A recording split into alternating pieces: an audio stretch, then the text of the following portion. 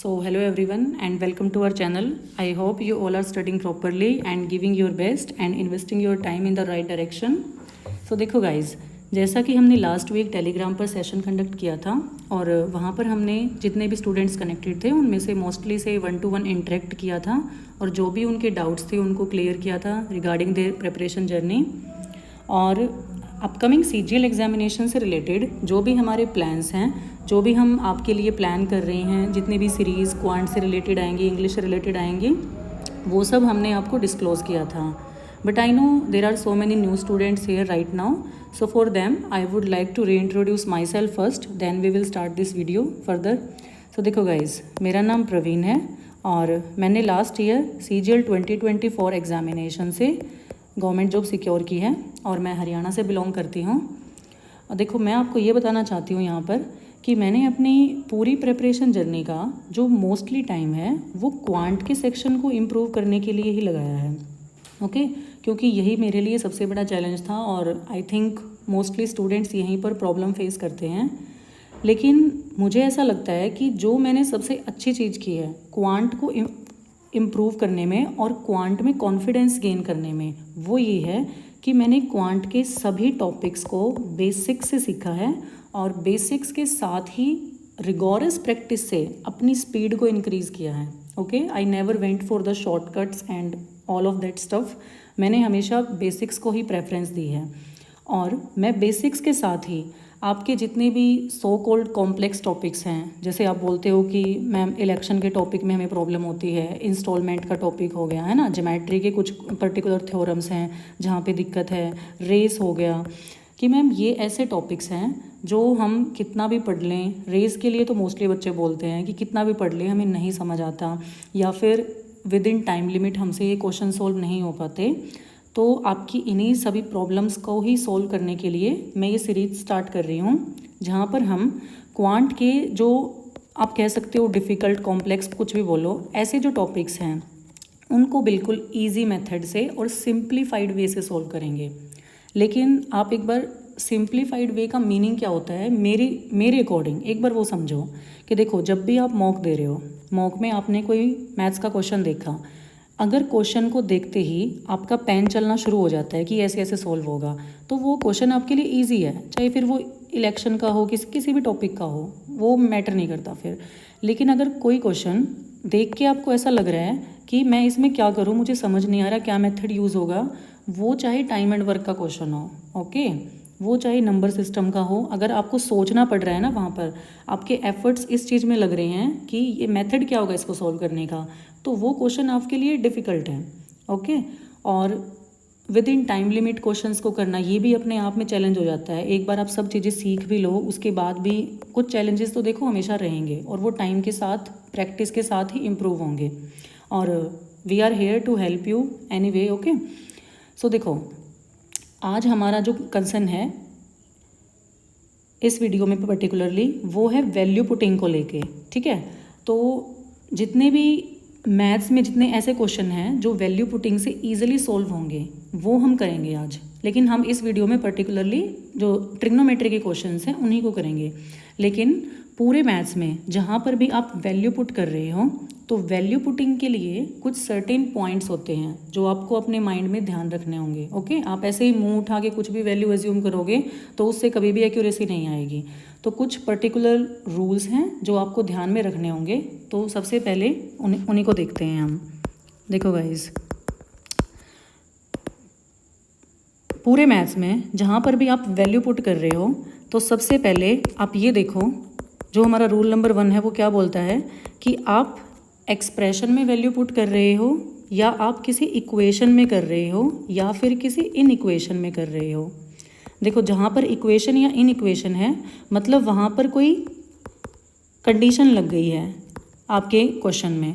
Expression का क्या मतलब है, देखो 2x² - y + z अगर मैं बोलूँ और ये किसी और चीज़ के इक्विवेलेंट नहीं है तो ये एक एक्सप्रेशन है। ठीक है, लेकिन अगर मैंने क्वेश्चन में कोई कंडीशन लगा दी है, मीन्स मैं बोलूँ कि 2x² मेरा y के इक्वल है, तो ये एक इक्वेशन है। ओके क्योंकि यहाँ पे इक्वलिटी का साइन डाल दिया हमने, सिंपल सी बात है। और अगर हमने बोला कि x is greater than y, यहाँ पे भी एक कंडीशन है और ये एक इन इक्वेशन है। या मैं बोलूँ कि b is less than c, यहाँ पर भी कंडीशन है और ये इन इक्वेशन है। तो आप ये देखो कि एक्सप्रेशन में जितने भी वेरिएबल्स हैं x y z, 3 वेरिएबल हैं, तो अगर एक्सप्रेशन है तो आप तीनों की वैल्यू को एज्यूम करो। ओके बिल्कुल कोई दिक्कत नहीं है। लेकिन अगर क्वेश्चन में जहाँ कोई कंडीशन है तो वहाँ पर आप जितने गिवन नंबर ऑफ वेरिएबल्स हैं, वेरिएबल्स में से एक कम के जितने वेरिएबल बचे उनकी वैल्यू को एज्यूम करो। जैसे इस इक्वेशन में 2 वेरिएबल हैं x एंड y, तो यहाँ पर आप सिर्फ एक की वैल्यू एज्यूम करो। मान लो मैंने x की वैल्यू 1 एज्यूम कर ली, तो 2 इंटू 1 का square is equal to y, तो y मेरे पास ऑटोमेटिकली 2 आ गया। ओके आप एक की वैल्यू एज्यूम करोगे और सेकंड वेरिएबल की वैल्यू गिवन कंडीशन के अकॉर्डिंग सॉल्व करोगे। ठीक है, अगर आपके पास किसी इक्वेशन में 3 वेरिएबल हैं तो आप 2 की एज्यूम करो, 6 वेरिएबल हैं तो 5 की एज्यूम करो। लेकिन अगर एक्सप्रेशन गिवन है तो वहाँ पर जितने भी वेरिएबल्स हैं सबकी वैल्यू एज्यूम करो, मस्त, कोई दिक्कत नहीं है। ओके अभी सेकंड रूल ये है कि अगर कोई भी नंबर या कोई भी न्यूमरेटर इज़ डिवाइडेड बाय 0, अगर ऐसा बन गया आपके कहीं एक्सप्रेशन या इक्वेशन में, तो ये आपको पता है कि नॉट डिफाइन होता है। ओके तो बस आपको यही नहीं बनने देना। ओके आपका कोई भी ऑप्शन या कोई भी एक्सप्रेशन या कोई भी इक्वेशन, कोई भी नॉट डिफाइन नहीं होना चाहिए गाइस, ये आपको ध्यान रखना है। ठीक है, तो डिनोमिनेटर में 0 नहीं बनने देना आपको जब भी आप वैल्यू पुटिंग की हेल्प से क्वेश्चन को सॉल्व कर रहे हो उस टाइम। ठीक है, और हमारा जो थर्ड रूल है, जिसको कि आप 5 स्टार रूल बोलो तो वो बेटर रहेगा। ओके वो ये है कि जहाँ पर भी आप वैल्यू पुटिंग से क्वेश्चन को सॉल्व कर रहे हो तो आपका कभी भी आंसर नहीं आता। यस आपने बिल्कुल सही सुना, आपका आंसर नहीं आता। आपके साथ क्या होता है, आपके ऑप्शन एलिमिनेट होते हैं। ओके तो हमेशा जब भी वैल्यू पुटिंग से क्वेश्चन करो तो ऑप्शन ही एलिमिनेट होंगे। ठीक है, मान लो आपने जो भी वैल्यूज़ एज्यूम की हैं उसके अकॉर्डिंग किसी एक्सप्रेशन की वैल्यू आपकी 0 आ गई है। ओके और ये ट्रिग्नोमेट्री का क्वेश्चन है और आपको दिखा ऑप्शन ए 0, आपको बी से कुछ दिखा ही नहीं। ठीक है, आपको डी भी नहीं दिखा, और जहाँ पर डी में साइन 0 डिग्री गिवन था, तो as you know sine 0 degree कितना होता है, 0 ही होता है। लेकिन आपने मुंह उठा के सीधा ए पे ऑप्शन क्लिक किया एंड सेव एंड नेक्स्ट करके आप चले गए, तो आपका क्वेश्चन रॉन्ग हो जाएगा। ओके हो सकता है, मतलब हो सकता है कि 0 भी आंसर हो, बट रॉन्ग होने के चांसेस ज़्यादा हो जाते हैं। तो हमें फुल एक्यूरेसी के साथ काम करना है, और फुल एक्यूरेसी तभी आएगी जब आप आंसर की तरफ नहीं जाओगे, आप किसकी तरफ जाओगे, ऑप्शंस को एलिमिनेट करने की तरफ। ठीक है, और ये सब चीज़ें तो हैं ही, तो ये चीज़ें आपको ध्यान रखनी होंगी। ठीक है, एक्सप्रेशन में सारे वेरिएबल्स की वैल्यू एज्यूम करो, कंडीशन में जितने वेरिएबल्स हैं उससे एक कम की करो, कभी भी डिनोमिनेटर में 0 नहीं बनने देना है, और हमेशा ऑप्शंस को एलिमिनेट करना है, आंसर के पीछे नहीं भागना हमें। ओके तो ये थे जो रूल्स, वो जो हमें वैल्यू पुटिंग के टाइम ध्यान रखने हैं। और भी कुछ छोटी छोटी बातें होंगी तो वो हम क्वेश्चंस के थ्रू क्लियर करेंगे। ओके अभी हम देखते हैं कि जब हम वैल्यू पुट कर रहे हैं पर्टिकुलरली ट्रिग्नो के क्वेश्चंस में, तो उसका क्या क्या मेथड है। देखो जो वो रूल्स मैंने 3 रूल्स बताए हैं वो तो हर जगह वैलिड हैं, वो यहाँ भी हैं, लेकिन पर्टिकुलरली ट्रिग्नो में 2 तरीके हैं कहीं किसी भी क्वेश्चन को सॉल्व करने के वैल्यू पुटिंग से। सबसे पहला है कि आप एंगल की वैल्यू मानोगे। ठीक है, एंगल की वैल्यू आप रखोगे। दूसरा वे है कि आप ट्रायंगल फॉर्म करोगे।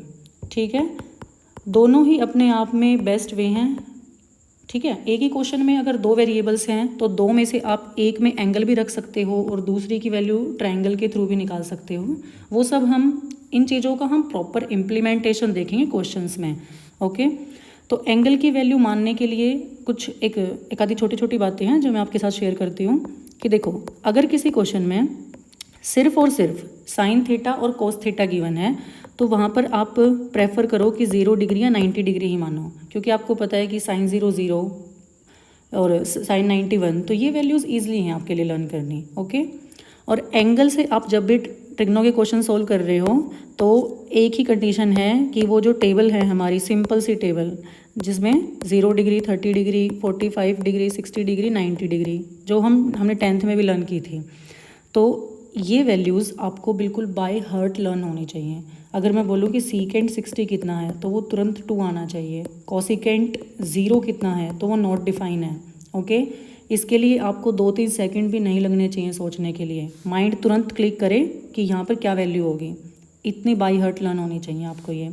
ठीक है, अभी आते हैं हम ट्राइंगल फॉर्मेशन के ऊपर।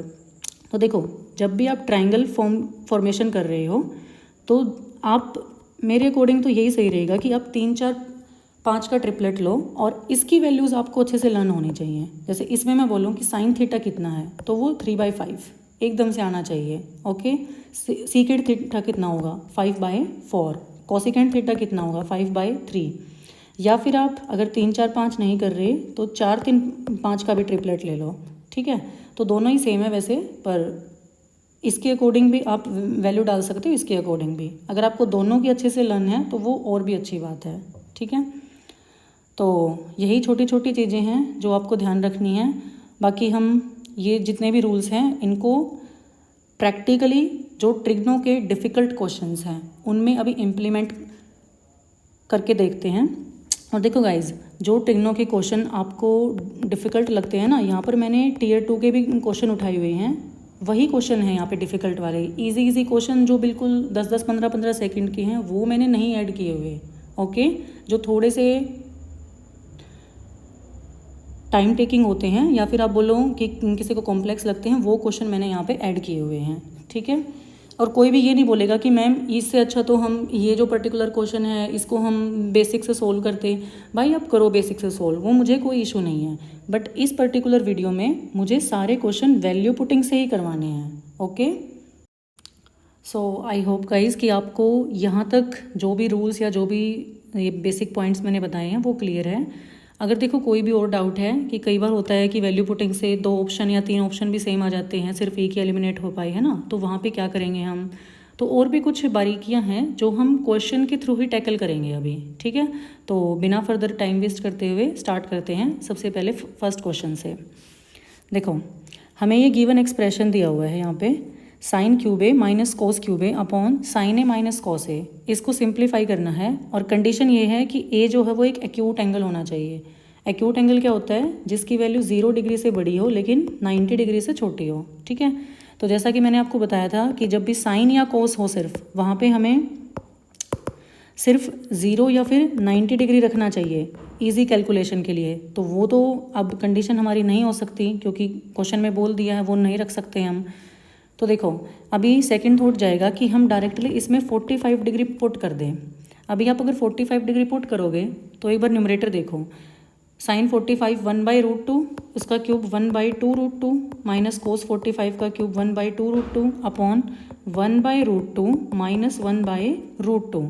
तो डिनोमिनेटर में क्या बन गया, 0 बन गया। ये तो हमारी सेकंड कंडीशन को वॉयलेट करता है, तो ये एक्सप्रेशन तो हमारा नॉट डिफाइन हो गया, जो कि बनना नहीं चाहिए था। ठीक है, तो ये जो सवाल है पर्टिकुलरली, इसको अगर हम ट्रायंगल फॉर्मेशन से सोल्व करेंगे ना तो वो बहुत इजी रहेगा।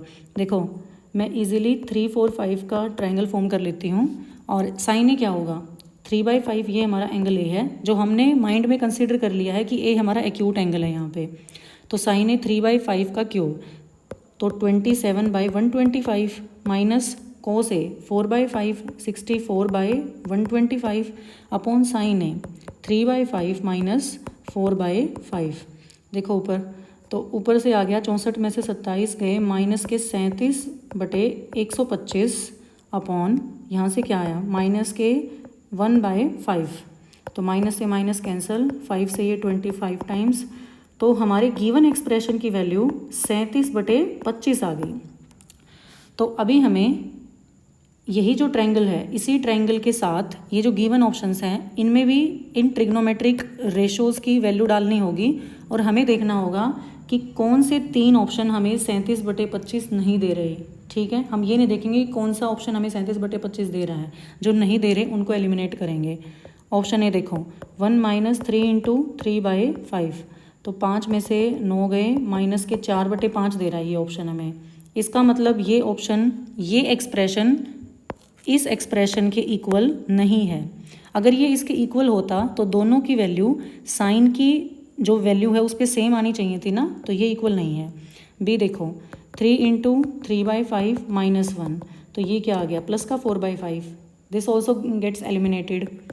ऑप्शन सी देखो 3/5 प्लस 4/5, तो ये आ गया 7/5, ये भी एलिमिनेट। ऑप्शन डी 1 प्लस 3/5 into 4/5 is equal to 1 plus 12/25, तो इस ऑप्शन ने हमें दिया 37/25। तो इसका मतलब ये जो गिवन एक्सप्रेशन था और जो ऑप्शन डी में एक्सप्रेशन था, ये दोनों बिल्कुल इक्विवेलेंट हैं। चाहे आप इस दुनिया जहान की कोई भी वैल्यू रखो, कंडीशन ये होनी चाहिए कि ए एक एक्यूट एंगल हो, तो ये दोनों एक्सप्रेशन हमेशा इक्वल ही रहेंगे। चाहे आप कोई और ट्रिपलेट लो या आप 30 डिग्री रखो, 45 रखो, पर खैर इसमें 45 नहीं रख सकते क्योंकि वो डिनोमिनेटर 0 बन रहा है, ठीक है। 60 डिग्री पे भी ये सेम आएगा, या कोई भी और ट्रिपलेट रखो, ठीक है। तो आई होप आप इसे समझ पाए होंगे। Let's move to second question. देखो if a sine cube x plus b cos cube x is equal to sine x cos x, और एक और कंडीशन है a sine x is equal to b cos x, ठीक है। हमें a square plus B square निकालना है, और कंडीशन ये है कि जो x है वो ना ही 0 डिग्री है ना ही 90 डिग्री है। लास्ट क्वेश्चन में भी सेम ही कंडीशन थी, यहाँ पे भी सेम है, ठीक है। देखो अगर 0 डिग्री 90 डिग्री नहीं है तो हमारे लिए साइन 45 और कोस 45 भी इजी है, तो हम x की वैल्यू को 45 डिग्री रख लेते हैं, ठीक है। और एक्सप्रेशन की वैल्यू फाइंड आउट करते हैं इस वैल्यू पे। तो a इंटू साइन 45 1/√2 का cube 1/2√2 plus b into cos 45 का whole cube 1/2√2 is equal to sine x 1/√2 into cos x 1/√2। तो यहाँ से एलसीएम आ गया 2√2, ऊपर से a plus b by 2√2 is equal to 1/2। 2 से 2 हो गया कैंसिल, और a प्लस b की वैल्यू आ गई हमारे पास √2, ठीक है। अभी जो ये सेकंड कंडीशन थी इसमें भी x की वैल्यू 45 रखते हैं। a into sine 45 1/√2 is equal to b into cos 45 1/√2 cancel. तो हमें पता चल गया कि a और b इक्वल हैं, ओके। x की वैल्यू 45 रखने पे इस कंडीशन के अकॉर्डिंग पता चला कि a और b इक्वल हैं। a और b इक्वल हैं तो a प्लस b √2 है, तो इसका मतलब a भी 1/√2 है और b भी 1/√2 है, क्योंकि इन दोनों का आप सम करोगे वही तो √2 आएगा, ठीक है। तो अभी हमें क्या फाइंड आउट करना था क्वेश्चन में, a square plus B square.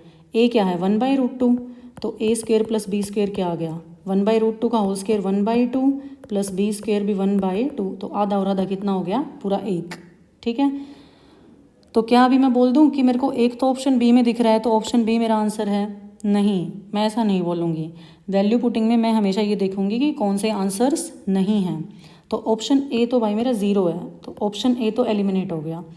Option B मेरा 1 है, जो ये मेरा आंसर भी 1 आना चाहिए। मैं इसको एक बार के लिए मान लेती हूँ कि चलो ये ठीक है, लेकिन मैं देखती हूँ कि क्या कोई और सेम ऑप्शन तो नहीं है। ए स्क्वेयर क्या है 1/2 माइनस 1/2 बी स्क्वेयर, ये भी एलिमिनेट, ये भी 0 आ गया, तो ये भी आंसर नहीं है। ऑप्शन डी क्या है साइन एक्स कितना था 45 डिग्री, तो 1/√2 प्लस 1/√2 ये आया √2, ये भी एलिमिनेट, ओके। तो अब मैं बोल सकती हूँ कि जो मुझे ए स्क्वेयर प्लस बी स्क्वेयर निकालना था वो मेरा 1 के इक्वल आना चाहिए था, और कोई भी गिवन ऑप्शन 1 के इक्वल नहीं आया एक्सेप्ट ऑप्शन बी। तो अब मैं बोल सकती हूँ बिल्कुल कि बी मेरा आंसर है, ठीक है। तो बस देखो इतना ही सिंपल है वैल्यू पुटिंग से क्वेश्चंस को सॉल्व करना। बस आपको थोड़ा सा अवेयर रहना होगा कि आप वैल्यू क्या पुट कर रहे हो और कहाँ पर कौन सी वैल्यू पुट करनी इजी है, कहाँ पर ट्रायंगल फॉर्म करना इजी है, कहाँ पर एंगल की कौन सी वैल्यू रखोगे तो आपको ईजी रहेगा, ओके। तो ये सारी चीज़ें हम ऑप्शंस के थ्रू या और जितने भी क्वेश्चंस हैं मेरे पास उनके थ्रू सीखेंगे। Let's move to the third question now. देखो यहाँ पे भी हमें एक्सप्रेशन गिवन है 4 इंटू साइन की 6a प्लस कोस की 6a माइनस 6 इंटू साइन की 4a प्लस कोस की 4a प्लस 8, ये किसके इक्विवेलेंट है? तो देखो ये तो एक्सप्रेशन है, मैंने बताया था कि किसी भी एक्सप्रेशन में जितने भी वेरिएबल्स हैं आप सबकी वैल्यू एज्यूम करो, लेकिन यहाँ पे वेरिएबल एक ही है एंगल ए, ठीक है। तो इसकी वैल्यू हम एज्यूम करेंगे, ठीक है। और यहाँ पर तो हमारा डायरेक्टली आंसर आ ही जाएगा, इसमें हमें कुछ एलिमिनेट भी नहीं करना पड़ेगा एज सच। तो बिना ज़्यादा सोचे समझे अगर हम साइन ए को, साइन और कोस ही हैं, सॉरी ए की वैल्यू को 0 डिग्री मान लेते हैं और फिर इसको सोल्व करते हैं। तो 4 इंटू साइन 0 0, तो 0 प्लस कोस 0 1, 1 की 6 तो 1 ही हो गया, माइनस 6 साइन की 4 ये 0 प्लस 1 प्लस 8, तो ये यहाँ से क्या आया 4 माइनस 6 प्लस 8, 8 और 4 12 में से 6 गए 6 आ गया डायरेक्टली। ओके, तो अगर 6 आ गया तो 4 8 और 7 तीनों रिजेक्ट हो गए, एलिमिनेट हो गए, और 6 हमारा आंसर डायरेक्टली आ गया। आई टोल्ड यू कि अगर कोई कंडीशन नहीं है तो साइन और कोस अगर सिर्फ एक्सप्रेशन में है या फिर किसी इक्वेशन में है तो आप 0 या 90 रखोगे तो काफ़ी इजी रहेगा। ठीक है, अगर आप इसको किसी ट्राइंगल की फॉर्म से करो 3 4 5 से, वो भी कोई दिक्कत नहीं है, बट हमें इतना कॉम्प्लिकेटेड क्यों करना है। ठीक है, तो अभी 4th क्वेश्चन पे चलते हैं। ये देखो, यहाँ पर भी हमें सेम एक्सप्रेशन गिवन है, 1 minus 10a upon 1 plus 10a का अंडर द रूट है हमारे पास। ठीक है, इस एक्सप्रेशन को हम सोल्व करेंगे। देखो, अगर हम 10a है तो 10 की हमें पता है कि इजी वैल्यू 1045 है। अगर मैं 1045 रखूँ इस क्वेश्चन में तो देखते हैं क्या होगा। a की वैल्यू मैंने 1045 मान ली, तो 1 माइनस 1045 1 अपॉन 1 प्लस 1, तो ये तो हमारा 0 आ गया एक्सप्रेशन। ठीक है, अभी हम देखते हैं कि और कौन सा एक्सप्रेशन गिवन ऑप्शंस में से कौन सा एक्सप्रेशन हमें 0 ही देगा। ऑप्शन ए देखो, 1 plus 1 by root 2 upon 1 by root 2, तो रूट 2 प्लस 1 अपॉन रूट 2, और ये वाला रूट 2 गेट्स कैंसल्ड और इस पूरे का अंडर द रूट है, तो यहाँ से तो 0 नहीं मिला हमें, तो ये तो हमारा एलिमिनेट हो गया।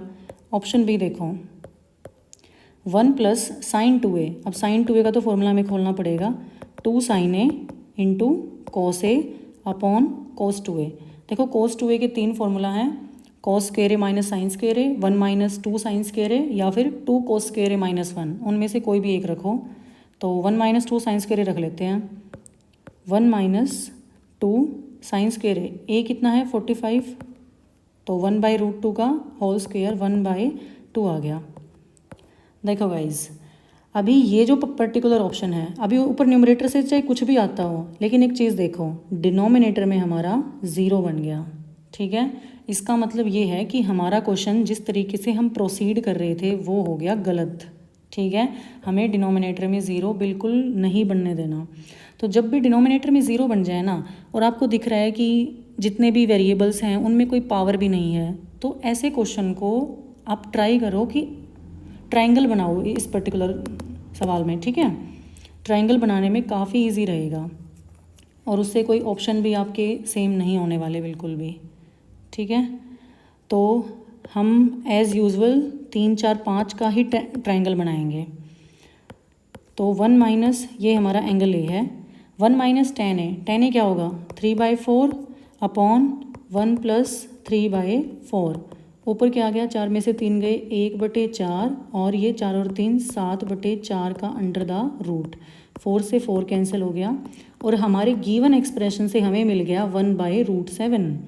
अभी हमें ये देखना है कि कौन से 3 ऑप्शंस 1/√7 नहीं दे रहे, उनको एलिमिनेट करेंगे, और जहाँ से 1/√7 आएगा उस पर टिक करके हम 7 नेक्स्ट करके आगे निकल जाएंगे। ठीक है, तो option A 1 plus sine A 3/5 upon cos A 4/5, ये 5 और 3 8/5 अपॉन 4/5 का अंडर द रूट, ये कट गया, और ये 4 दूनी 8, ये आ गया √2। हमें चाहिए 1/√7, √2 हमारा हो गया गलत। अभी ऑप्शन बी देखो, 1 प्लस साइन 2a क्या 2 साइन ए कोस ए, 2 साइन ए कितना है 3/5 कोस A 4/5 upon cos 2a, 1 minus 2 sine square लगाते हैं, 1 माइनस 2 साइन स्क्वायर ए, साइन 3/5 तो 9/25, ये ऊपर से कितना आ गया 4 × 12 दूनी 24, 25 और 24 हो गए 49/25 अपॉन 25 में से 18 गए, ये हो गए 7/25 25 और अंडर द रूट 25 से 25 कैंसिल हो गया और ये आ गया हमारे पास, ये आ गया √7, तो ये भी हो गया हमारा एलिमिनेट। ओके, अभी ऑप्शन सी देखो, 1 - 3/5 अपॉन 4/5। हमें दिख ही रहा है कि इसमें कहीं भी 7 नहीं है, तो देखो इतनी कॉमन सेंस तो हमारे अंदर होनी चाहिए कि अब हम इसको फर्दर सोल्व ना करें, क्योंकि हमें क्विकली भी क्वेश्चंस को सोल्व करना है। तो यहाँ पर कहीं 7 नहीं है, तो इसको एलिमिनेट तुरंत मानो अपने माइंड में और आगे प्रोसीड करो। अभी ऑप्शन डी देखो, 1 - sin 2a, 2 sin a cos a, तो ये हमने ऊपर किया भी था, 2 × 3/5 × 4/5 upon cos 2a, 1 - 2 sin square है, 2 × 9/25। ओके, तो अभी ऊपर से कितना आया मेरा, 25 में से 4 × 12 = 24, तो प्लस का 1/25 और ये आ गया 7/25 का अंडर द रूट, 25 से 25 हो गया कैंसिल, और मेरे फोर्थ ऑप्शन का आंसर आ गया 1/√7। ओके, जो मुझे गिवन एक्सप्रेशन से वही चाहिए था। ये जो पूरा एक्सप्रेशन था ये एक पर्टिकुलरली एक किसी सर्टेन वैल्यू पे मुझे 1/√7 दे रहा था, और इस एक्सप्रेशन ने भी मुझे 1/√7 ही दिया। दैट मीन्स इस यूनिवर्स में आप कह सकते हो कि ये दोनों एक्सप्रेशन एक दूसरे के इक्विवेलेंट रहेंगे हमेशा, चाहे आप ए को कुछ भी मानो, क्योंकि इस क्वेश्चन में कोई कंडीशन भी नहीं है। ठीक है, तो आई होप आप समझ गए होंगे। देखो इतना डिफ़िकल्ट नहीं है, आपको एक बार के लिए लग रहा होगा कि ये शायद थोड़ा डिफ़िकल्ट है, लेकिन डिफ़िकल्ट वो है जहाँ पे आपको कुछ सोचना पड़ेगा कि आप क्या इसको साइन बाई कॉस में चेंज करोगे। यहाँ तो कुछ सोचना ही नहीं है, सीधा ट्रायंगल उठाओ और अपना जो भी प्रोसीड करना है उसको शुरू कर दो। ओके, अगर भी ये क्लियर है तो अगले क्वेश्चन पे मूव करते हैं। देखो, sin x + sin y = a and cos x + cos y = b, और फिर हमें ये जो एक्सप्रेशन है इसकी वैल्यू फाइंड आउट करनी है। ठीक है, तो देखो गाइज, अब मुझे इतना माइंड में रखना होगा कि सिर्फ साइन और कॉस है तो मैं 0 या फिर 90 डिग्री मान सकती हूँ, कोई इशू नहीं है। पर मुझे ये दिख रहा है कि बहुत सारे प्लस माइनस स्क्वेयर ये सब है, तो ऐसा थोड़ा सा फियर रहेगा मॉक में या मेन पेपर में कि 1-2 ऑप्शन सेम आ सकते हैं हमारे।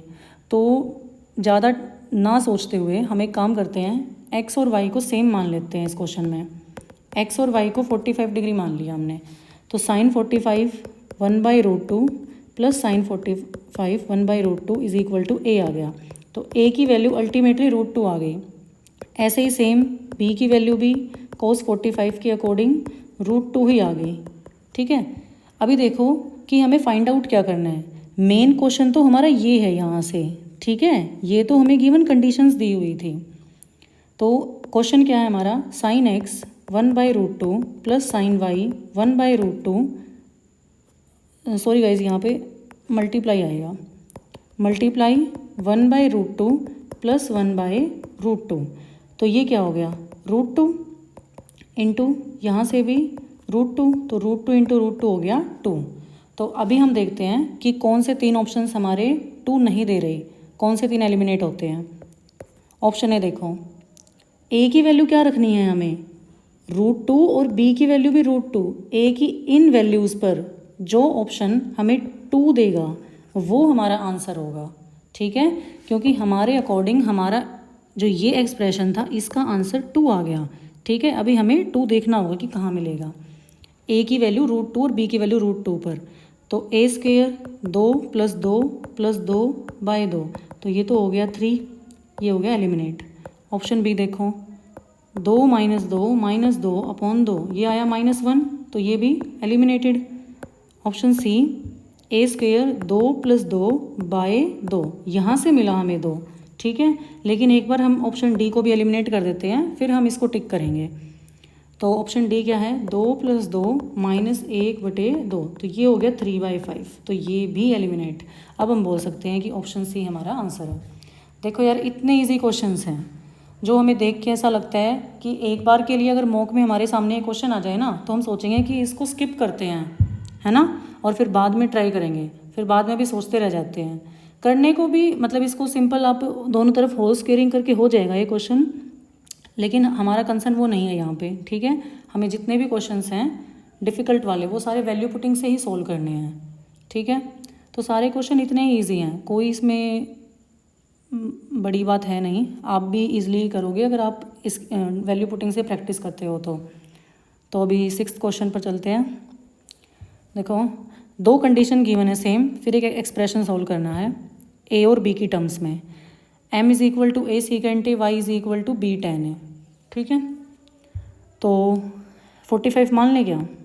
मान ही लेते हैं, कोई दिक्कत नहीं है, ठीक है।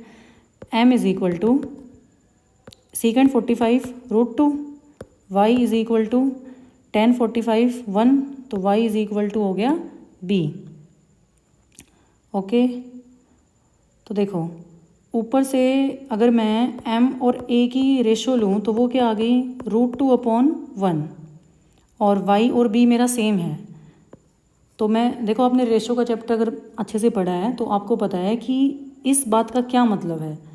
अगर a 1 है तो m √2 टाइम्स है, ठीक है। a 1 है ऐसा नहीं है, अगर a 1 है तभी m जो है वो √2 है, ठीक है।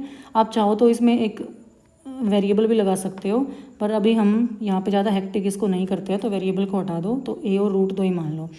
y और b हमारे इक्वल हैं, अब इक्वल हैं तो कुछ भी मान लो इनको, 2 और 2 मान लो, b भी 2 है, y भी 2 है। हम वैल्यू पुटिंग से कर रहे हैं तो हम तो हर चीज़ की वैल्यू मानेंगे, ठीक है। तो अभी हमें जो एक्सप्रेशन फाइंड आउट करना है उसको सोल्व करते हैं। b² b 2 है, 4 into m² √2 2 minus a² a 1 है, y² y 2 है तो 4 plus a² y² y 2 4 upon b² 4 into m² 2 plus cos² a को हमने 45 डिग्री माना है, cos 45 1/√2, उसका स्क्वेयर 1/2, तो 4 दूनी 8 माइनस 4 प्लस ये 1/2 और 1/2 कितना हो गया 1, तो 8 और 9 में से 4 गए, हमारा आंसर आ गया 5। आंसर नहीं मतलब इस एक्सप्रेशन की वैल्यू हमारी 5 आ गई, ठीक है। अभी हम देखते हैं कि कौन से 3 ऑप्शन 5 नहीं दे रहे हैं। a² 1 इंटू b² 4, तो इसने तो 4 दिया, ये गलत हो गया। Option B 1 minus a² into b² 4, इसने माइनस का 3 दिया, ये भी गलत हो गया। Option C a² 1 into b² 4 plus 2, 4 और 2 हो गए 6, ये भी एलिमिनेट हो गया। और option D a² 1 into b² 4 plus 1, D option ने हमें 5 दिया। पता नहीं पिछले कुछ क्वेश्चन से ऑप्शन डी ही आंसर आ रहा है ना, तो ये हमारा आंसर हो गया, ठीक है। तो गाइज़ काफ़ी सिंपल क्वेश्चंस हैं, दिखने में डिफ़िकल्ट लग रहे हैं बट कुछ नहीं है इनमें अगर आप वैल्यू पुटिंग से करोगे तो, ओके। तो आई होप आपको क्लियर हो गया होगा। गिवन एक्सप्रेशन भी 5 था और ये ऑप्शन भी 5 दे रहा है, तो ये हमारा आंसर हो गया। तो अभी नेक्स्ट क्वेश्चन पे मूव करते हैं। देखो, sin theta plus tan theta is equal to p और tan theta minus sin theta is equal to q, तो कौन सा रिलेशन सेटिस्फाई करेगा p और q की वैल्यूज़ को, ठीक है।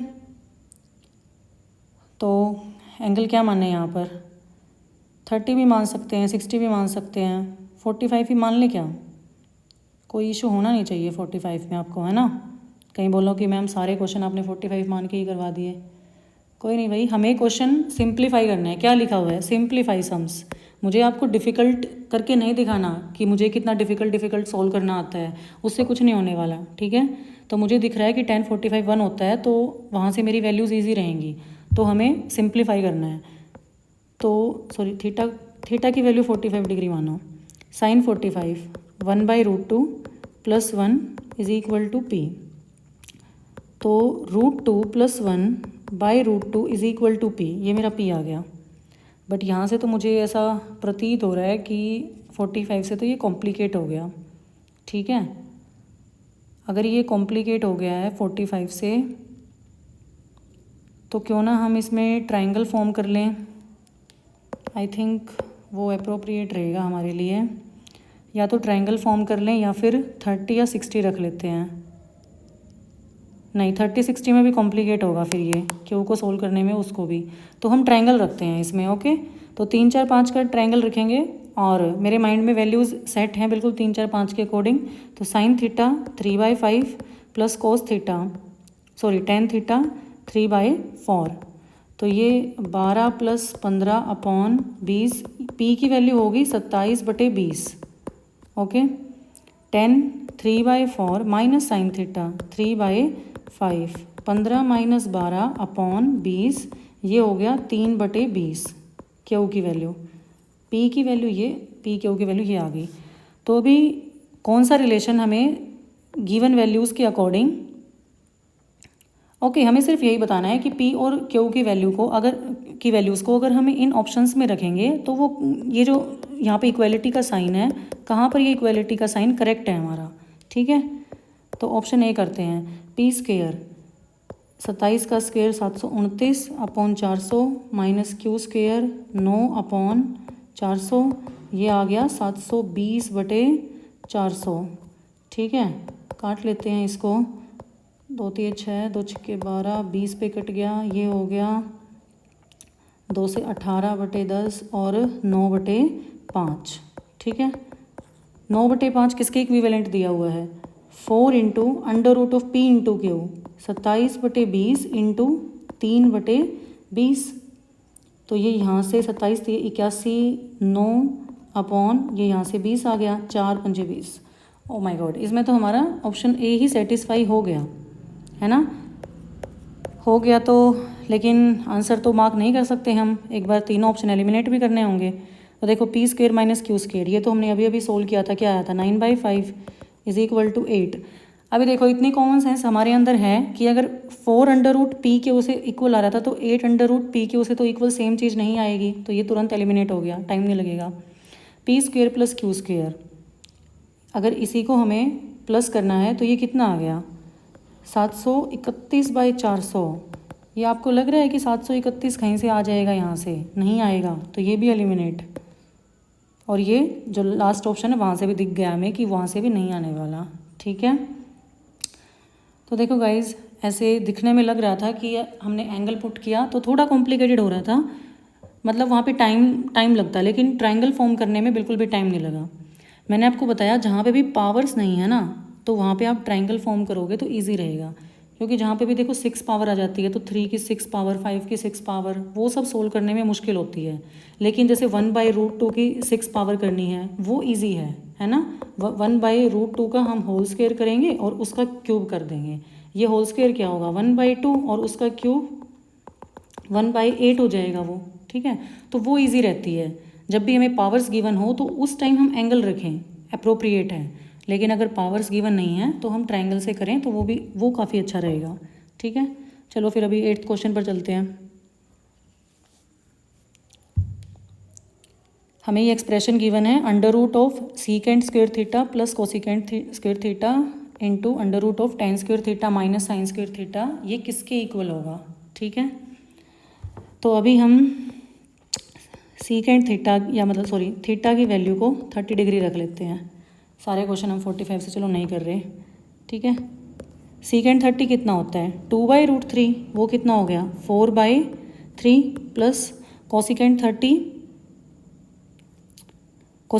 2, 2 का स्क्वायर 4, मल्टीप्लाई में है हमारे पास tan 30 का होल स्क्वायर 1/3 माइनस साइन 30 1/2 1/4 हो गया। तो ये 4 × 12 और 4 16/3, 16/3 बाहर आया तो 4/√3 इंटू ये 4 में से 3 1/12 आ गया ये,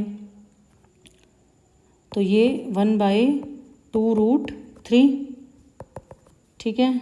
तो ये 2 टाइम्स और ये हो गया 3, तो हमारा जो एक्सप्रेशन है उसकी वैल्यू आई 2/3। तो अभी हमें देखना होगा कि थीटा की वैल्यू 30 डिग्री पर कौन सा ऑप्शन 2/3 देगा। कोसिकेंट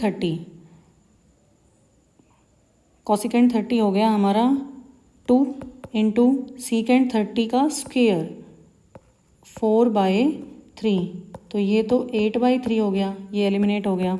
साइन 30 1/2 सीकेंट 30 का स्क्वायर 4/3 4/6 2/3, ये हमारा इक्वल आ चुका है, ठीक है।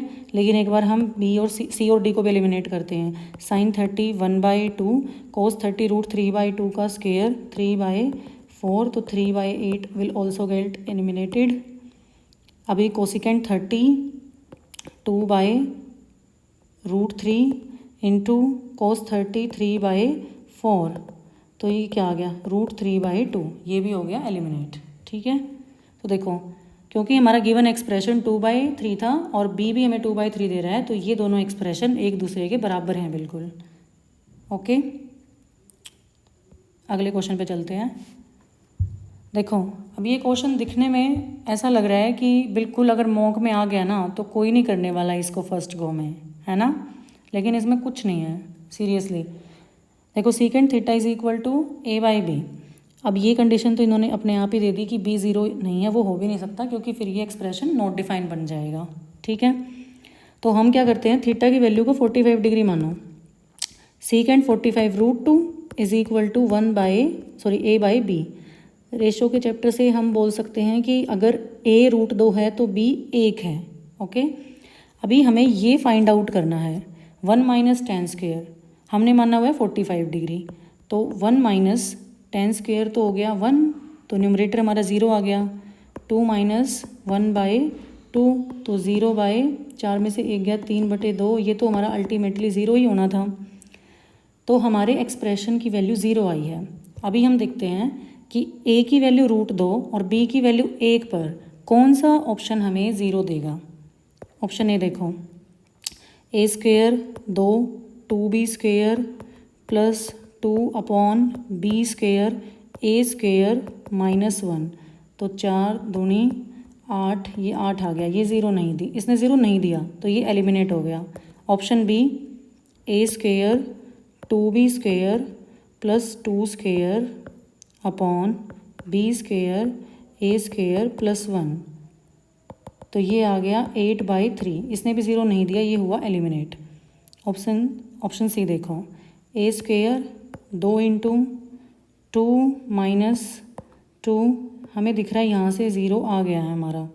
ठीक है, b² 1 × लेकिन डिनोमिनेटर में 0 नहीं बनना चाहिए, बनेगा भी नहीं क्योंकि सिर्फ प्लस है, माइनस होता तो कुछ 0 बनने के चांस भी नहीं थे, है ना।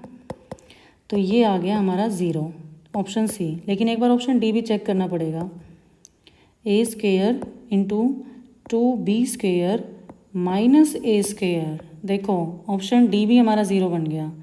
ओके, एंड 2 × 2 + 1, तो ये भी 0 बन गया। अब कहाँ फंसे हम, अब हम इन दो ऑप्शन में फंस गए, सी और डी में। अब गाइज देखो यहाँ पे एक बहुत अच्छी चीज़ सीखने की है। अगर मैं दो ऑप्शन में कंफ्यूज हो चुके हूँ कि इसने भी 0 दिया और इसने भी 0 दिया, तो अब क्या आप ये मानोगे कि अगर अब मैं एक दूसरी सेट ऑफ वैल्यूज़ अज्यूम करूँ, अब मैं इसमें ट्रायंगल फॉर्म करूँगी तो मैं दोबारा से ए और बी को भी चेक करूँगी? नहीं, ऐसा नहीं है। ए और बी मेरे 100% एलिमिनेटेड हैं। अब मैं इनकी तरफ देखूँगी भी नहीं कि इसमें क्या वैल्यूज़ हैं क्या नहीं है। ठीक है, अब मुझे सिर्फ और सिर्फ ऑप्शन सी और डी को ही रीचेक करना है। हम ए और बी को दोबारा से रीचेक नहीं करने वाले। ठीक है, तो इसको पूरे को इरेज कर देते हैं और दोबारा से हम एक different set of values assume करेंगे। ठीक है, और सिर्फ ऑप्शन सी और डी को ही चेक करेंगे। ठीक है, अभी हमने 45 लिया था, तो अभी हम ले लेते हैं 60 डिग्री ले लेते हैं। ठीक है, तो सीकेंट 60 कितना होता है, 2 = 1/b। तो आप मानो a 2 है और b 1 है। अभी हमें सोल्व करना है 1 - tan 60 √3 का स्क्वायर 3/2 - sin 60 √3/2 उसका स्क्वायर 3/4। ऊपर से आया -2, 8 में से 3 गए 5/4, तो ये आ गया -8/5। अब मुझे थीटा की वैल्यू 60 डिग्री पर सिर्फ ऑप्शन सी और डी चेक करने हैं। a² 2 का square 4, 2b² 2 - a² 4 b² a² 4 + b² 1, ये ऊपर आया -8 और 5 आ गया -8/5। ठीक है, लेकिन ऑप्शन डी भी देखते हैं।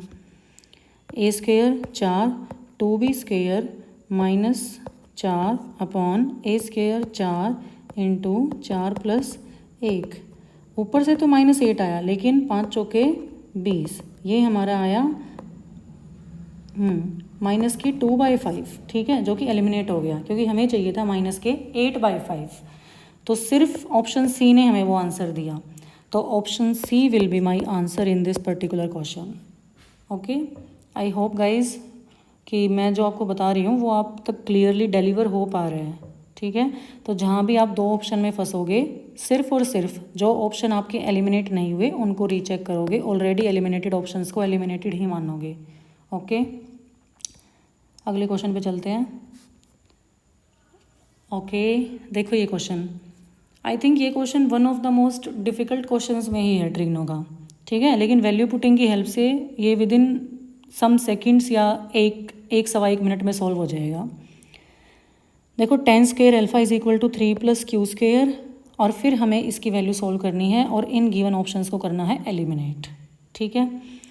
अभी देखो, अगर मैं 45 मानती हूँ तो ये आ जाएगा 1 - 3 इज इक्वल टू q², तो -2 इज इक्वल टू q²। देखो गाइज, अगर आपको पता हो, अगर अंडर रूट में नेगेटिव आ जाता है, अंडर रूट ऑफ -1 ये हो जाता है आयोटा, और आयोटा एक इमेजनरी नंबर हो गया, और इमेजनरी नंबर हमें सॉल्व करने नहीं आते, तो इसलिए इमेजनरी नंबर में ना घुसते हुए हम थीटा की वैल्यू को मानते हैं डायरेक्टली 60 डिग्री इस क्वेश्चन में, सॉरी अल्फा है इसमें 60 डिग्री। tan 60 का square 3 is equal to 3 + q², ये q² कितना आया 0 degree, sorry 0 not degree, okay. तो q की वैल्यू कितनी आई अल्टीमेटली 0, क्योंकि 0 का अंडर रूट तो 0 ही होगा। तो अभी हमें ये जो गिवन एक्सप्रेशन है इसको सोल्व करना है। अल्फ़ा की वैल्यू 60 डिग्री पर, सीकेंड 60 2 + tan 60 √3 का क्यूब 3√3, कोसिकेंड 60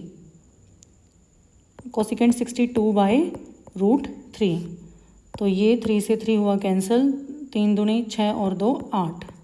तो हमें चाहिए अभी 8, क्यू की वैल्यू 0 पे हमें 8 चाहिए, ठीक है, क्योंकि क्यू की वैल्यू हमने अल्फ़ा की वैल्यू 60 डिग्री रखने के बाद ही निकाली है, और यहाँ पर भी हमने अल्फ़ा की वैल्यू 60 डिग्री ही रखी है, ठीक है।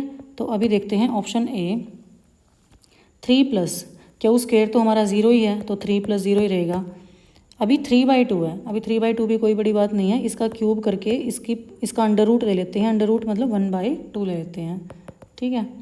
तो ये 3 का क्यूब हो गया 27, 27 का अंडर रूट 3√3 आ गया, ये मैच नहीं हुआ, हमें चाहिए था 8। ऑप्शन बी, 7 का क्यूब का अंडर द रूट, ठीक है, ये कितना आ गया 7√7, ये भी एलिमिनेट। सी, 5 का क्यूब का अंडर द रूट, ठीक है, 125, तो ये आ गया 5√5, ये भी एलिमिनेट। और ऑप्शन डी, 4 के क्यूब की पावर 1/2 या फिर अंडर रूट, तो ये 64 का अंडर रूट आ गया 8, जो कि हमें एग्जैक्टली मिल गया हमारे गिवन एक्सप्रेशन से, वो भी 8 था और ये ऑप्शन भी 8 है, मतलब ये एक्सप्रेशन और ये एक्सप्रेशन एग्जैक्टली डिट्टो सेम है, कॉपी हैं ये दोनों, ठीक है। तो देखो वैल्यू पुटिंग से कितना इजी हो गया ये क्वेश्चन। ओके, अभी चलते हैं अपने नेक्स्ट क्वेश्चन पे। ओके, तो ये देखो, ये tan थीटा और cot थीटा की ये जो एक लंबी सी चेन के 2-3 फॉर्मूले होते हैं, आई थिंक मुझे तो कभी वो लर्न हुए भी नहीं। जब a + b + c 180 डिग्री है तो समथिंग ऐसा कुछ फॉर्मूला होता है, बट अभी हम फॉर्मूला में ना जाते हुए इसको वैल्यू पुटिंग से ही सोल्व करेंगे। If tan a - tan b - tan c is equal to tan a tan b tan c, ऐसा गिवन है, then what is the value of a की क्या वैल्यू है in terms of b and c। तो देखो ये जो एक्सप्रेशन है इसमें हमें वैल्यू माननी होगी, तो मेरे लिए tan की वैल्यू मानते हुए सबसे इजी वैल्यू रहती है या तो 45 या 0 डिग्री, क्योंकि tan 0 0 होता है। तो मैंने मान लिया कि a मेरा 0 डिग्री है। a अगर 0 डिग्री है तो देखो ये वाली साइड वाली पूरी चीज़ 0 हो गई है ना, 0 0 मल्टीप्लाई बाय एनीथिंग 0 ही होगा। तो tan a - tan b - tan c is equal to 0, ठीक है, और tan a भी मेरा 0 आ चुका है, तो मैं ये मानूँ 0। अब tan b को क्या मानूँ मैं, b को मान लिया मैंने 30, ठीक है, b को मैंने 30 मान लिया, तो tan 30 हो गया 1/√3। गाइस 60 मान लेते हैं, 60 और आसान रहेगा, 60 मान लिया, 60 हो गया √3। अभी सी को ना -60 डिग्री मान लो। देखो आपको पता है कि ट्रिग्नोमेट्रिक रेशियोज़ की जो वैल्यू हैं वो रिपीट होती है ना क्वाड्रेंट्स के अकॉर्डिंग, तो कहीं ना कहीं तो 10 की वैल्यू -60 भी होगी। ठीक है, तो आपने अगर इसको -60 मान लिया तो ये हो गया प्लस का 10 60 जो कि √3 होगा, और ये हो गया कैंसिल, ये 0 के बराबर आ गया। ठीक है, हमें क्या करना था, हमें इस इक्वेशन को ही तो बराबर करना था ना, उधर 0 था, हमने 10a को 0 मान रखा था, b को माना मैंने 60, तो 10 60 माइनस √3 आ गया ये, और इसको माना मैंने 10 -60, सॉरी मैंने एक ये स्टेप मिस कर दिया यहाँ पे, 10 -60 क्या होगा, तो 10 तो एक ऑड फंक्शन है, तो ये -1060 हो जाएगा, और माइनस उधर बाहर ऑलरेडी गिवन भी था, तो ये प्लस का 1060 हो गया, जो मैंने यहाँ डायरेक्टली लिख दिया था √3। ठीक है, तो वो हो गया 0। अभी हमें a की वैल्यू बतानी है in terms of b and c। देखो a क्या है हमारा, a तो 0 है हमारा, तो ऑप्शन a देखो, 0 = 60 -60, ये तो आ गया 0, तो ऑप्शन ए तो हमारा करेक्ट है। ऑप्शन बी देखते हैं, a = 2b 120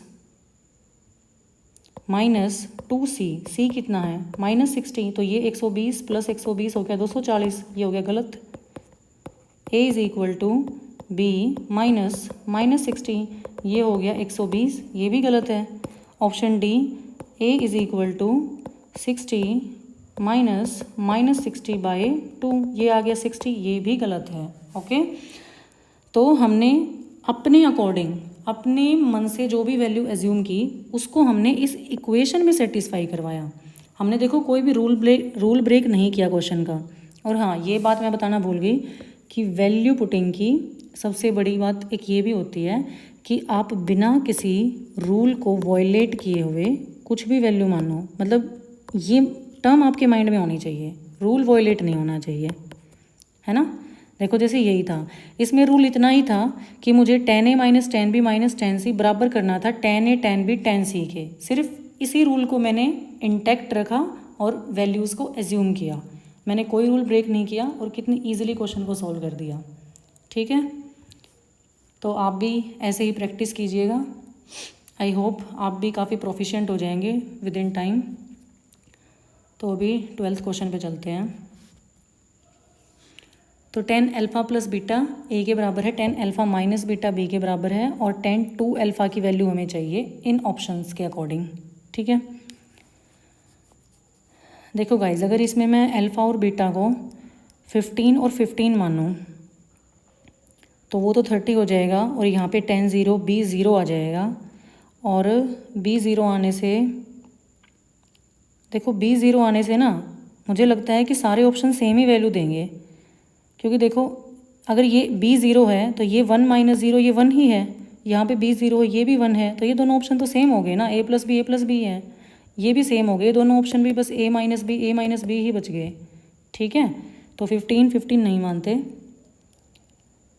अगर आप बोलो तो क्या इसमें मैं अल्फ़ा को 15 डिग्री और बीटा को 60 डिग्री मान लूँ?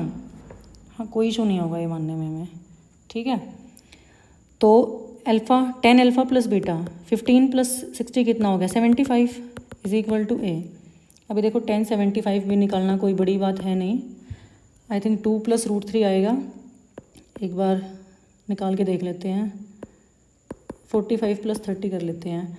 10a + b, तो 10a + 10b upon 1 - 10a × 10b, तो √3 + 1 अपॉन √3 - 1, इसको रैशनलाइज़ करेंगे तो ऊपर भी √3 + 1 आएगा, नीचे भी √3 + 1 आएगा, और ये ऊपर हो गया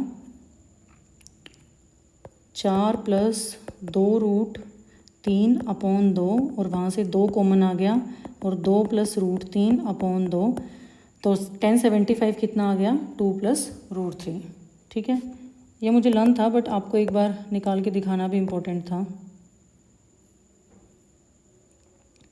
ठीक है, तो a की वैल्यू कितनी आई हमारी 2 + √3, b क्या है हमारा, ओके मैंने अल्फ़ा को 15 मान लिया, कोई नहीं, -60 तो ये आ गया 10 माइनस 45, तो ये हो गया -1045, -1045 हो गया माइनस का 1 जो कि b की वैल्यू है, तो b आ गया -1। ठीक है, मुझे चाहिए 10 टू अल्फ़ा, अल्फ़ा मेरा 15 डिग्री है, तो मतलब मुझे 30 की वैल्यू निकालनी है। 10 क्या होता है 1/√3। तो मुझे कौन सा ऑप्शन 1/√3 देगा? ए और बी की इन वैल्यूज़ पर ए होना चाहिए 2 + √3 और बी होना चाहिए -1। कुछ मुश्किल नहीं है इसमें, देखो ईजिली हो जाएगा। 2 + √3 -1 अपॉन 1 माइनस 2 + √3 इंटू -1। तो ये ऊपर से क्या आया 1 + √3 और ये हो गया 1 + 2√3। Wait, little bit confused. -2 + 3, हाँ बिल्कुल, तो ये हो गया, हाँ नहीं बिल्कुल ठीक है, कोई दिक्कत नहीं है, मुझे लगा कुछ दिक्कत होगी इधर। 3 + √3, ठीक है। अगर मैं यहाँ से √3 कॉमन ले लेती हूँ तो ये क्या आ गया √3 + 1, ऊपर भी क्या है 1 + √3 तो सेम ही है, ये कट गया और मेरे पास बच गया 1/√3। तो मेरा गिवन एक्सप्रेशन 10 टू अल्फ़ा भी 1/√3 था और ये भी 1/√3, तो एक तरीके से मैं बोल सकती हूँ कि ये एक पॉसिबल आंसर है, बट यही आंसर है ये श्योर नहीं है। अब देखो, अब हमें गाइज इतनी कॉमन सेंस होनी चाहिए कि a + b हमने सोल्व किया, 1 माइनस ab से हमारा 1/√3 आया, तो 1 + ab से तो 1/√3 नहीं आएगा। ठीक है, ये डायरेक्टली एलिमिनेट करेंगे। अब मैं बार बार इतना बड़ा आपको सोल्व करके दिखाऊँ उसकी कोई सेंस है नहीं। ठीक है, ये चीज़ें भी ज़रूरी हैं चेक करनी हमें। हम एक बार ये देख लेते हैं 1a - b, 2 + √3 -b है तो ये +1 हो गया अपॉन 1 प्लस ये 2 + √3 और -1, तो ये 3 + √3 अपॉन 1 - 2 -√3, तो ये -1 -√3 आ गया। ये बिल्कुल हमारा जो हमें चाहिए था वो नहीं आया। ठीक है, और ऐसे ही अगर यहाँ से नहीं आया तो a - b इधर भी है और यहाँ से भी नहीं आने वाला। ठीक है, तो हमारा आंसर हो गया पर्टिकुलरली इस क्वेश्चन में ऑप्शन ए, है ना। हर बार आप इतना बड़ा बड़ा सोल्व करोगे वो ज़रूरी नहीं है, कॉमन सेंस से बड़ी तो कोई सेंस होती नहीं है। तो आपको ये देखना पड़ेगा कि अगर इससे आंसर आ गया तो इससे नहीं आने वाला, एक बार इसको भी चेक कर लो, इससे भी नहीं आ रहा तो इससे भी नहीं आएगा। ओके, तो अभी अगले क्वेश्चन पे मूव करते हैं। Okay, this also seems a little bit difficult at one glance, but obviously it is not difficult at all. 10² is equal to 1 - a². Okay, then what is the value of this? देखो again वही same imaginary number वाली दिक्कत आएगी अगर मैं theta को 45 मानती हूँ तो जहाँ पे भी ये इमेजनरी नंबर बनता दिखे ना तो थीटा को आप 60 डिग्री मान लो, वो बिल्कुल ईजी रहेगा। यहाँ पे 30 भी मान सकते हो, कोई इशू नहीं है उसमें। ठीक है, तो 60 डिग्री के अकॉर्डिंग ये हो गया 3 = 1 - a², तो 2 = -a²। ओके, नहीं, अगर आपने 60 डिग्री माना और अगर आप इसका भी अंडर द रूट लोगे तो यहाँ से इस साइड वाला नंबर इमेजनरी बन गया। ओके, पिछले क्वेश्चन में ये इस साइड वाला नंबर इमेजनरी बना था, यहाँ पे इधर वाला नंबर इमेजनरी बन गया। तो इस पर्टिकुलर क्वेश्चन में 60 डिग्री हमें काम नहीं दिया तो 30 मान लो तुरंत।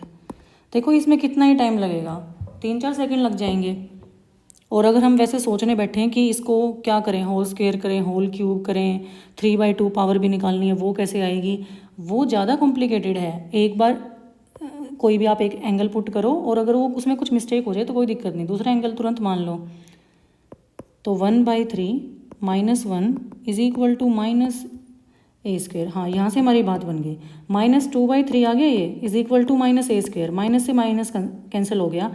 a² की वैल्यू आ गई 2/3, लेकिन a की वैल्यू क्या आ गई √2/√3।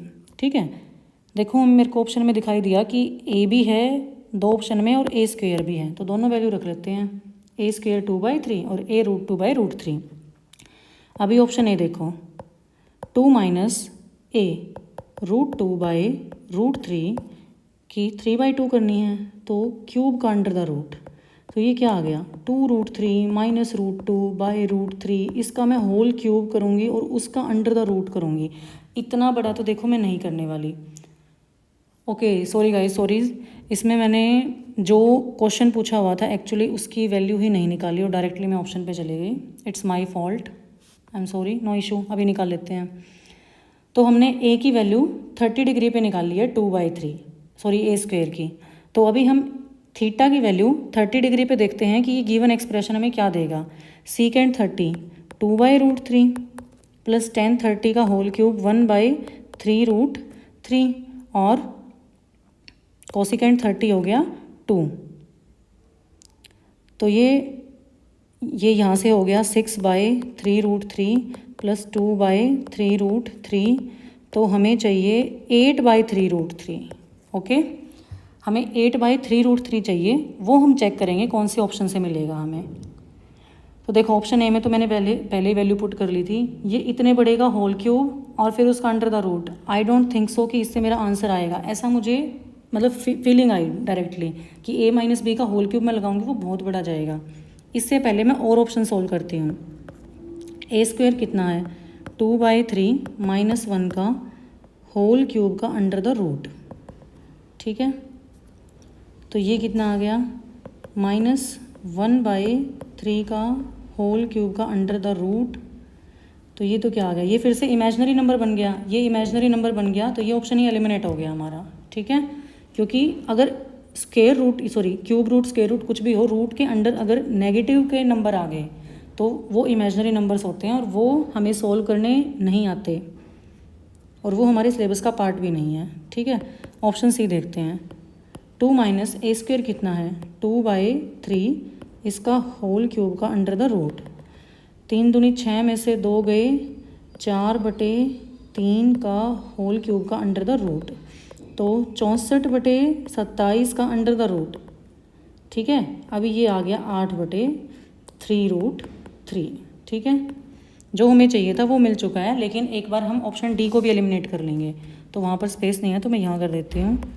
ये क्या है मेरे पास ऑप्शन डी, √2/√3, इसका क्यूब और उसका अंडर रूट। इसका क्यूब कितना होगा 2√2/3√3। अब ये रूट का भी रूट, ये मतलब ये वैल्यूज़ तो ईजी नहीं है सोल्व करना और ये सेम आया भी नहीं है हमारा, ठीक है। तो ऑप्शन सी ने हमें सेम आंसर दिया 8/3√3, तो इसलिए जो ऑप्शन सी है वो इस पर्टिकुलर क्वेश्चन में हमारा आंसर हो गया। तो देखो गाइस, इतने ईजी हैं ये क्वेश्चन सोल्व करने।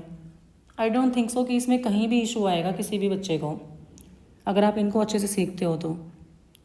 वैसे तो काफ़ी क्वेश्चन हो चुके हैं, अगर आप वैल्यू पुटिंग को अपने जहन में बसाना चाहते हो, इम्बाइब करना चाहते हो इन सारी छोटी छोटी चीज़ों को, देखो छोटी छोटी चीज़ों से ही आप निखर के आओगे। ऐसा कोई मतलब इनमें साइंटिफिक मेथड या और कुछ नहीं है, बस आपको प्रैक्टिस करनी है इन्हीं चीज़ों की। तो 14th क्वेश्चन पे चलते हैं। अभी 2 इक्वेशंस गिवन हैं और a² माइनस b² निकालना है, ठीक है।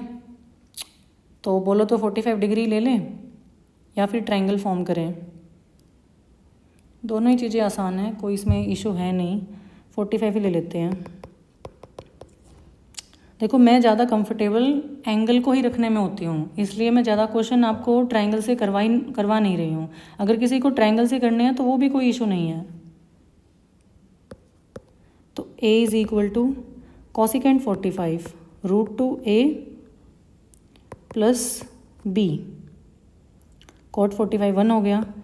Capital B is equal to a plus √2b, that's it. हमें a² माइनस b² निकालना है। a माइनस बी और a प्लस बी भी हो सकता है, लेकिन डायरेक्टली स्क्वेयर करना आसान लग रहा है मुझे। तो a² होल स्क्वेयर करते दोनों साइड, तो क्या आ गया a², 2a² plus b² plus 2√2ab, okay. और इधर भी दोनों साइड होल स्क्वेयर किया तो b² क्या आया a² plus 2b² plus 2√2ab, okay. अभी हमें a² में से b² घटाना है, देखो जब भी हम क्वेश्चन सोल्व करेंगे ड्यूरिंग मॉक, ये मैं आपको ड्यूरिंग मॉक के दौरान जो आप करते हो वो बता रही हूँ, आप प्रैक्टिस के टाइम तो कितना भी लिखो कोई इशू नहीं है। अभी आपको इसमें से ये माइनस करना है, तो ये सारे साइन चेंज हो जाएंगे ना, ये डायरेक्टली कैंसिल हो गया। 2a² में से a² गया a², और -2b² में से b² गया -b²। तो a² माइनस b² की वैल्यू यहाँ पर आपकी डायरेक्टली क्या आ गई, a² माइनस b²। ठीक है, और ये अपने आप ही एलिमिनेट हो गए। ठीक है, और ये एलिमिनेट नहीं हो पाया इसलिए ये हमारा आंसर हो गया, और इस क्वेश्चन में तो डायरेक्टली हमारा आंसर आ गया। ठीक है, नेक्स्ट क्वेश्चन पे चलते हैं। Oh my God, this seems very typical and very confusing also, but कोई दिक्कत वाली बात ही नहीं है। ठीक है, ये गिवन एक्सप्रेशन है, तो बताओ ये गिवन एक्सप्रेशन कौन से एक्सप्रेशन के बराबर होगा। सारे क्वेश्चन सेम ही है ना, इसमें कुछ डिफरेंट नहीं है। तो ऐसा करते हैं, देखो इस क्वेश्चन में ना ट्रायंगल फॉर्म करना एक्सट्रीमली डिफ़िकल्ट है, क्योंकि आप t की वैल्यू तो निकाल लोगे, फिर साइन 2 थीटा की वैल्यू आपको बार बार साइन 2 थीटा का फॉर्मूला लगाना पड़ेगा, तो वो कैलकुलेटिव ज़्यादा हो जाएगा, बस डिफ़िकल्ट इसीलिए है। और हमें कैलकुलेशन से अगर बचना है तो हम एंगल ही मान लेते हैं। बट सीरियसली अगर मैं बोलूँ तो इस पर्टिकुलर क्वेश्चन में कैलकुलेशन से बचना इतना इजी भी नहीं है, कैलकुलेशन हमें करनी ही पड़ेगी। ठीक है, तो थीटा को मैं या टी को मैं 30 डिग्री मान लेती हूँ, क्योंकि देखो मैं 15 मानूंगी तो ओके यहाँ पे cos 15 sin 15 ये मतलब सोल्व करना मुश्किल हो जाएगा, तो 30 मान लेते हैं। तो 1 minus sine 60 √3/2 upon 1 plus sine 60 1 plus √3/2 into cos 30 √3/2 plus sine 30 1/2 upon cos 30 √3/2 minus 1/2। तो यहाँ से क्या आया 2 माइनस √3 अपॉन ये वाला 2 था, एलसीएम लेंगे और ये वाला एलसीएम लेंगे तो ये कैंसिल हो जाएगा, तो ये 2 प्लस √3। यहाँ से क्या आया √3 प्लस 1, एलसीएम वाला 2 इधर से कैंसिल हो गया, √3 माइनस 1। ओके, अभी इन दोनों को अलग अलग रैशनलाइज करना पड़ेगा। 2 माइनस √3 इसका रैशनलाइजिंग फैक्टर हो गया, इधर भी 2 माइनस √3, तो ये ऊपर बना 2 माइनस √3 का होल स्क्वायर। कोई इश्यू नहीं है, सोल्व करते हैं। 4 और 3 7 माइनस 4√3, नीचे आ गया 1, a minus b a plus b a² minus b², 4 में से 3 गया 1। इसका रैशनलाइजिंग फैक्टर हुआ √3 प्लस 1 अपॉन √3 प्लस 1, ऊपर √3 प्लस 1 का होल स्क्वायर हो गया, तो 4 प्लस 2√3 अपॉन 2, तो ऊपर से 2 कॉमन ले लेते हैं, 2 कॉमन लिया तो 2 प्लस √3 अपॉन आ गया 2, ये कैंसिल, तो 7 माइनस 4√3 इंटू 2 प्लस √3, एक बार इसको मल्टीप्लाई करो, 7 दूनी 14 प्लस 7√3 माइनस 4 दूनी 8√3 माइनस 4 तिये 12, तो 2 माइनस √3, ये हमारा एक्सप्रेशन सॉल्व हो गया। देखो एक आधा क्वेश्चन तो मुश्किल कैटेगरी में होता ही है भाई, उसमें कोई दोहराया नहीं है। अगर आप इसको बेसिक से भी करोगे तो भी ये कोई इतना इजीली सॉल्व होने वाला नहीं है। ठीक है, और इतना भी टाइम नहीं लगेगा कि आपका क्वेश्चन ही सॉल्व ना हो, मतलब ज़्यादा 2 मिनट लग जाएंगे इस क्वेश्चन में। अब कोई ना कोई क्वेश्चन तो मॉक में होता है ना टाइम टेकिंग। ठीक है, तो गिवन एक्सप्रेशन हमारा 2 माइनस √3 आ गया। अभी हमें t की वैल्यू 30 पर जो ऑप्शन 2 माइनस √3 देगा वही हमारा आंसर हो जाएगा। ठीक है, तो ये मैं लिख लेती हूँ, मुझे चाहिए 2 माइनस √3। अभी जल्दी जल्दी ऑप्शन एलिमिनेट होंगे, कोई दिक्कत नहीं है। 1 माइनस 2 10 30 क्या होता है 1/√3 अपॉन 1 प्लस 2 इंटू 1/√3, तो ये हो गया √3 माइनस 2 अपॉन √3 प्लस 2, रैशनलाइज करो, √3 plus 2 upon √3 minus 2 upon √3 minus 2, तो ये कितना हो गया, ये तो देखो 4 और 3 7 बन रहा है इधर, तो जैसे ही मेरे को 7 दिखाई दिया ना, मैं इसको यहीं एलिमिनेट कर दूंगी कि बस हो गया, मेरा इससे आंसर नहीं आने वाला, आई नो। ठीक है, सेकंड ऑप्शन पे चलो, 1 minus 1/√3 upon 1 plus 1/√3, √3 minus 1 upon √3 plus 1, rationalize करो, √3 माइनस 1 अपॉन √3 माइनस 1, ये हो गया 4 माइनस 2√3 अपॉन 2, ऊपर से 2 कॉमन लिया, 2 माइनस रूट 3 अपॉन 2, 2 से 2 कैंसिल, तो 2 माइनस रूट 3 मेरे को इस ऑप्शन से मिल गया। ओके, अभी देखो ऑप्शन जो बी है, सॉरी इधर ऑप्शन सी होगा, ऑप्शन जो सी है वो इसके बराबर सा ही है, बस प्लस माइनस की दिक्कत है ना। सिर्फ प्लस माइनस से क्या होगा, बनेगा तो उधर भी साथ ही ना, तो ये भी मैं डायरेक्टली एलिमिनेट करूँगी। और जब मेरा आंसर इससे आ गया, ऊपर 1 माइनस से आया है तो प्लस से थोड़ी आ जाएगा, उससे तो मेरे साइन डिफरेंट चेंज हो जाएंगे, तो ये भी एलिमिनेट। ठीक है, तो ये आ गया इसका आंसर। तो जो दिखता है ज़रूरी नहीं वही है, दिख रहा था कि काफ़ी मुश्किल हो जाएंगे चारों ऑप्शंस चेक करने, पर चेक तो 2 ही करने थे ना, 2 तो डायरेक्टली एलिमिनेट हो गए क्योंकि ये सिर्फ सिंबल ही चेंज किए हुए हैं। अगर एक्सप्रेशन में सिंबल चेंज किए हुए हैं तो आंसर में भी सिंबल चेंज ही आएंगे हमारे। ठीक है, अगर इससे 2 माइनस रूट 3 आ गया है तो इससे रूट 3 माइनस 2 आएगा। ठीक है, तो वो एलिमिनेट ऑलरेडी हो गया। तो देखो गाइज, आई थिंक आपको क्लियर हो गए होंगे ट्रिग्नोमेट्री के जो बेसिक वैल्यू पुटिंग के क्वेश्चंस हैं वो, और मैंने अपनी तरफ से पूरी कोशिश की है कि जितनी भी जो भी छोटी छोटी बारीकियां होती हैं वो आपको बताऊं। देखो मेन चीज़ों का यही ध्यान रखना है, कहाँ आप एंगल पुट करोगे, कहाँ ट्रायंगल फॉर्मेशन करना है। ज़्यादा पावर्स दिखें तो ट्रायंगल मत बनाओ, वो कैलकुलेटिव साइड चला जाएगा ज़्यादा। ठीक है, और हमेशा आपको ऑप्शंस को एलिमिनेट करना है, कभी आंसर्स के पीछे नहीं भागना है। ठीक है, और अगर किसी सर्टेन सेट ऑफ वैल्यूज से आपके 2 ऑप्शंस एलिमिनेट हो चुके हैं तो आप जब दोबारा एक और सेट ऑफ वैल्यूज एज्यूम करोगे तो उसमें आपको वो ऑलरेडी एलिमिनेटेड ऑप्शंस को दोबारा से रीचेक नहीं करना है।